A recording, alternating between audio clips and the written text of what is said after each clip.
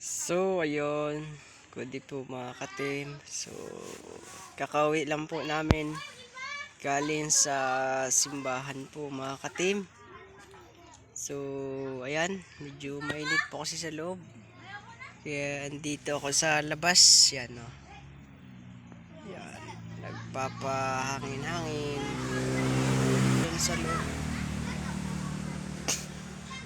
Yan o.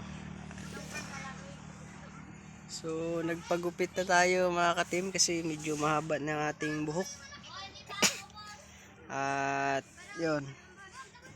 Para maayos din tayong formal yung pagtingin sa atin ng tao ay maayos siyempre.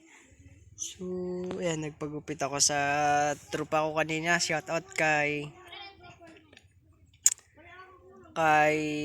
Toy Toy ay kay Francis Lanza pala. Shout out tol. Salamat sa sa paggupit kanina. Ayun ang umaga lang ito mga katim. So ayun ang galing ang linis ng pagkadali. So ayan. Ito yung aking simpleng bahay, simpleng buhay. Sa ako na-reveal mga katim yung bahay na pinapagawa natin. So kapag naayos na po at may budget po tayo ay i-reveal ko rin po yung pinapagawa nating munting bahay sa sunod na po mga katim.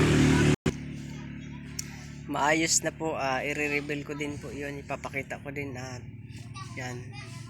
So kung luluubin po na may budget tayo, puli siguro mga 20-25 pa rin yung mga katim bago matapos yung bahay natin na pinapaayos. So awa ng Diyos, mapapaayos natin yon at may maipon tayo na mga blessings na ibibigay sa atin. So matatapos yun mga 20-25 mga katim. Ayun, kumusta po kayo mga katim? Ano mga pinagkakaabalahan nyo today? Yan. So ganito lang po yung ang aking simpleng buhay, bahay, trabaho, simbahan. So ganun lang po yung routine ng ating buhay, weekly po. So ayan, sa mga hindi pa po nananghalian dyan, mananghalian na po kayo mga katim dahil ang oras po natin ay 11:58 na po ng tanghali. So ayan. So ayan mga katim, thank you so much po sa lahat ng mga sumusuporta at sa mga followers natin dyan. Thank you po sa inyong lahat.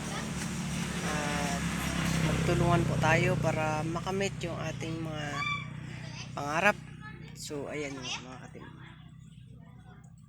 So ako na po i-reveal yung aking bahay na pinapagawa pagka naayos na po yun.